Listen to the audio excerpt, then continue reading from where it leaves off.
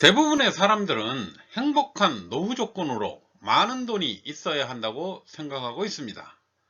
하지만 제 생각은 노후에 돈이 많을 필요는 없다라는 것입니다. 또한 돈이 많지 않더라도 누구나 행복하고 살만한 노후가 되어야 한다라는 것이 저의 노후 설계의 신념이라고 말씀드릴 수 있겠습니다. 돈이 많다고 행복한 노후가 되는 것은 아닙니다. 사람마다 필요한 돈의 크기가 다르다는 것입니다. 돈의 크기보다 노후에 꼭 필요한 자산을 필요한 만큼을 보유하는 것이 매우 중요한 요소이다 라고 이렇게 말씀드릴 수 있겠습니다.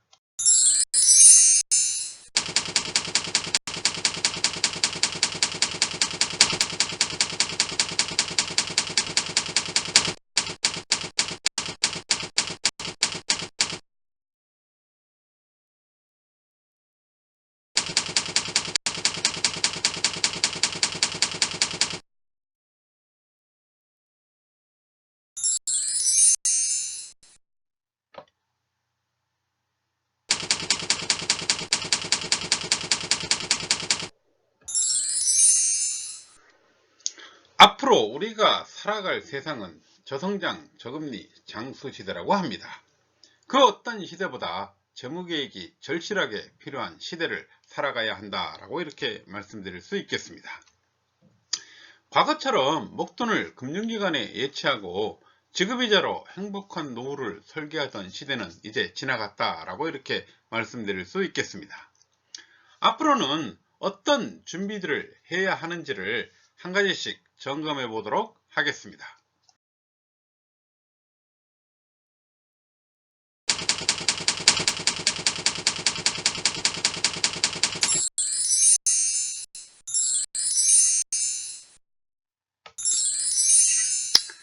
자, 첫 번째로 건강자산은 은퇴 이후에 가장 중요한 자산입니다.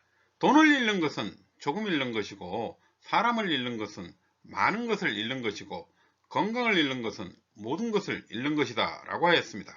한근태 작가가 쓴 몸이 먼저다 라는 책에 나와 있는 내용입니다.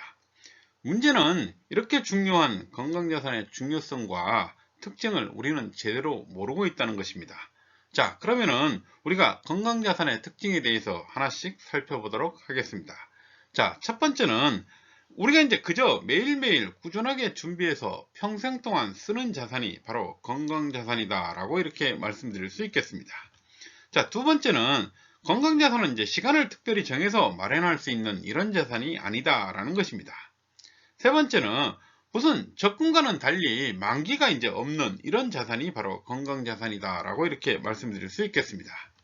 네 번째는 우리가 아무리 노력한다고 눈에 보이게 쌓이지도 늘지도 보이지도 않는 자산이 바로 건강자산이다 라고 이렇게 말씀드릴 수 있겠습니다. 자, 그럼 이제 비용은 최소화하면서 건강자산을 지킬 수 있는 효과적인 방법은 어떤 것이 있는지를 한번 살펴보도록 하겠습니다. 전문가들에 의하면 가장 좋은 방법은 내가 좋아하고 매일 30분 이상 꾸준히 할 수 있는 운동을 선택하라 라고 이렇게 말을 하고 있습니다. 이 대표적인 운동이 바로 유산소 운동이라고 합니다. 전문가들이 말하는 유산소 운동이란 운동을 통해서 지방과 탄수화물을 소모하게 하는 전신 운동을 말하고 있습니다.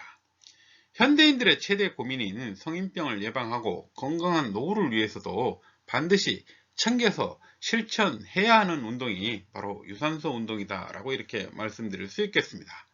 자, 그럼 어떤 형태의 유산소 운동들이 있는지를 한번 살펴보도록 하겠습니다. 대표적인 이제 유산소 운동이 걷기, 러닝머신, 등산, 달리기, 계단 오르기, 자전거 타기, 실내 자전거 타기, 이런 형태의 운동을 우리가 유산소 운동의 대표적인 운동이라고 할 수 있겠습니다.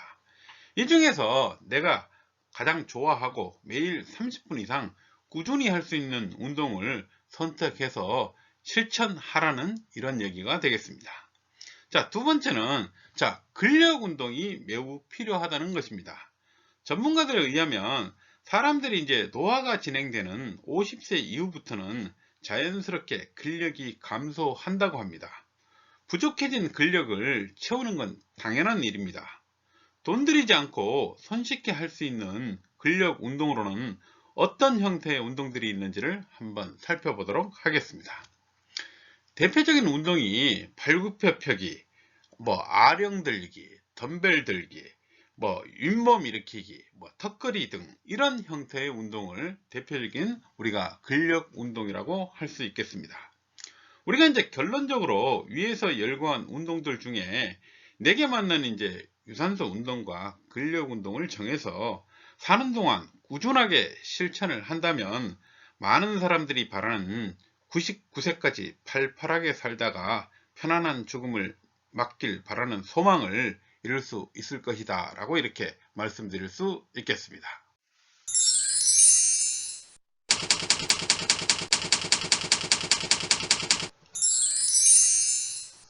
건강자산의 선택 기준이 이런 운동을 하면 어디에 좋고 저런 운동을 하면 어디에 나쁘다 라는 식의 이런 기준이 되어서는 안 된다는 것입니다. 중요한 것은 내가 선택한 운동이 평생 동안 꾸준히 실천할 수 있는 그런 운동인지가 매우 중요한 포인트라는 것입니다. 아프지 않고 오래 행복하게 사는 방법이 바로 자신만이 실천할 수 있는 그런 건강자산을 만들어내는 것입니다. 그렇다면 건강한 육체를 만드는 운동의 선택 기준은 어떤 것이 있는지를 한번 살펴보도록 하겠습니다. 첫 번째는 몸에 익숙한 종목을 선택해야 한다는 것입니다. 두 번째는 죽을 때까지 매일 꾸준하게 할 수 있는 그런 운동이어야 한다는 것입니다. 저는 저의 건강을 지키기 위해서 하루에 팔굽혀펴기를 매일 100회를 실시하고 있고 주간 2회씩 5km 뛰기와 자전거 타기를 번갈아 가며 주 4회를 실천하고 있습니다. 여러분들도 여러분 체력에 맞게 할 수 있는 운동을 선택을 해서 매일 꾸준하게 실천해 보시는 것은 어떠신가요?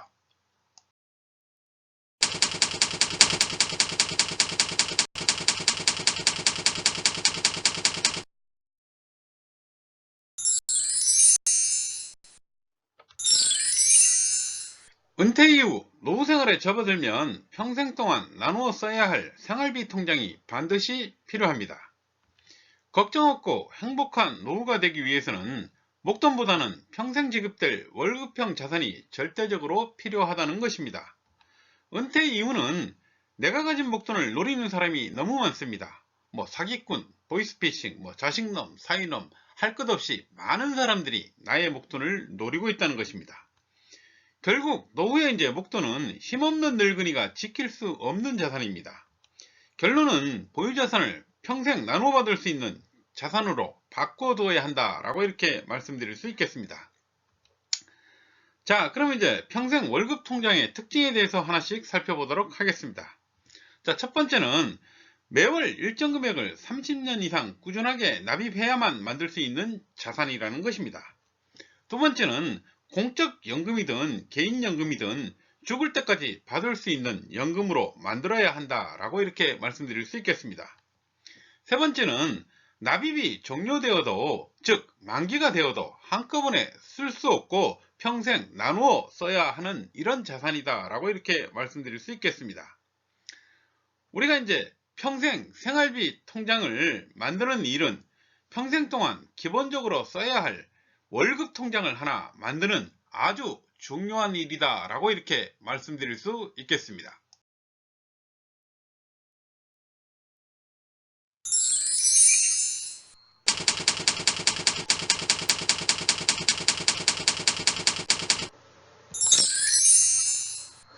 자, 평생 생활비 통장의 선택 기준이 준비한 연금이 얼마나 많은지 작은지가 되어서는 안 된다 라고 이렇게 말씀드릴 수 있겠습니다. 중요한 것은 평생 동안 받을 수 있는 자산인지가 매우 중요한 포인트다 라고 이렇게 말씀드릴 수 있겠습니다. 지금의 시대는 오래 사는 것이 큰 고민거리라고 합니다.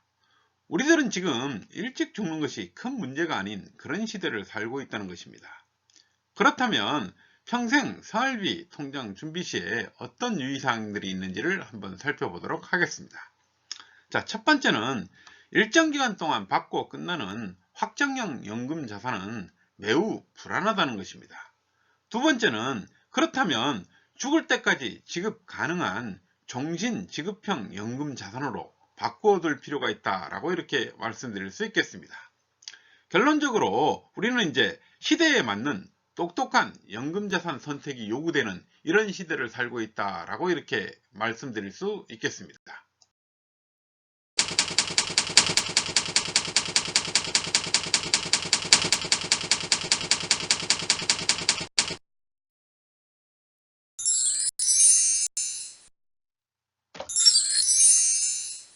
우리가 은퇴 이후에 먹돈 지출 위험이 가장 높은 항목이 바로 의료비 항목입니다. 깎을 수도 깎아주지도 않아 반드시 지급해야 되는 비용이 바로 의료비 자산입니다.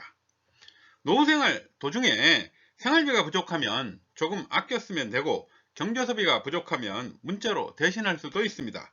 또한 여행경비가 부족하면 안 가도 되지만 의료비가 없으면 생명을 포기하거나 엄청난 치료비로 인해 메디컬 푸어로 전락해 노후 파산에 직면할 수도 있다는 것입니다. 자, 그럼 우리가 평생 의료비 통장의 특징에 대해서 하나씩 살펴보도록 하겠습니다.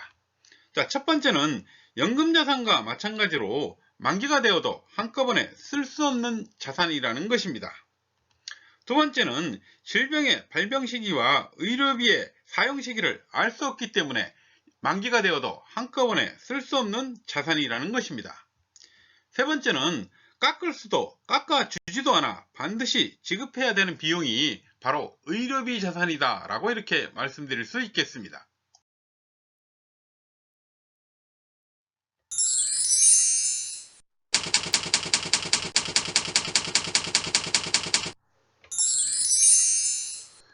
의료비 자산의 선택 기준이 보험료가 싸다 비싸다가 되어서는 안 된다는 것입니다. 의료비 자산을 두고 어떤 이는 비용이라고도 하지만 엄연히 내가 보유한 평생 자산이라는 것입니다. 의료비 자산은 살아서는 큰 병이나 큰 수술이 발병하게 되었을 때 치료비로 우선 사용할 수 있어야 하고, 아무 일 없이 사망한다면 가족에게 남기는 소중한 마지막 유산이 되어야 한다는 것입니다. 이 모든 것을 고려해서 올바른 선택이 중요하다는 것입니다. 그럼 이런 올바른 선택의 기준은, 첫 번째는 가족력을 감안하고, 두 번째는 나의 경제력을 감안해서 우리 집안의 우선순위를 정해서 이 모든 것들을 고려해서 현명한 선택을 해야 하는 것이 바로 의료비 자산이다 라고 이렇게 말씀드릴 수 있겠습니다.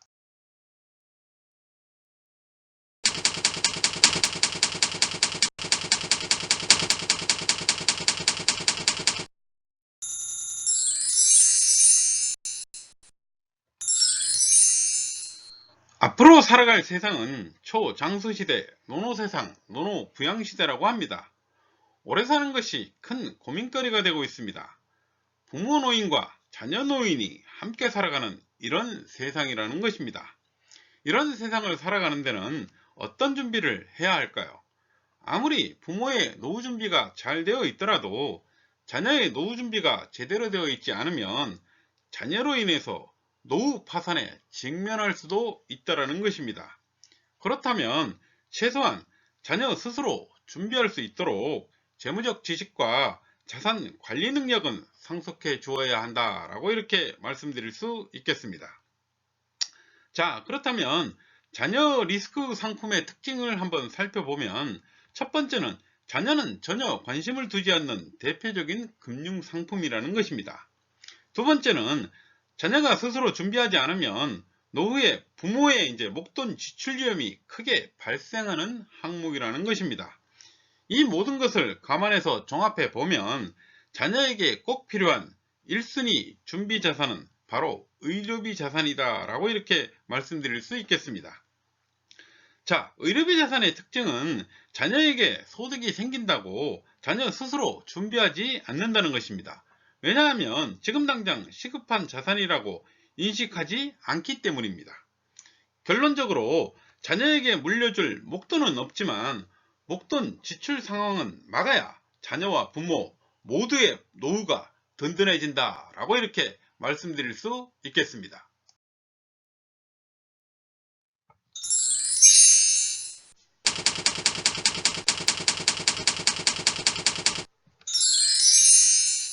자녀 리스크를 대비하는 상품의 선택 기준이 목돈으로 만들어진 자산이 되어서는 안 된다라고 이렇게 말씀드릴 수 있겠습니다. 부모의 노후를 위협하는 최대 위험 요소는 무엇일까요? 우리가 아무리 잘 짜여진 부모의 노후 계획이 있어도 갑작스럽게 자녀에게 닥친 큰 치료비에 대한 부담은 부모의 노후를 크게 위협을 한다는 것입니다. 이에 대한 현명한 대처 방법은 어떤 것이 있을까요? 자녀는 젊어서 자녀 스스로 준비하지 못하니 우리가 작은 비용일 때 부모가 먼저 준비해줘야 부모의 노후도 함께 든든해진다는 사실을 잊지 마시기 바라겠습니다. 자녀에게 무엇인가 한 가지 상속 계획이 있다면 의료비 자산을 상속해 주는 것이 가장 현명한 선택이다 라고 이렇게 말씀드릴 수 있겠습니다.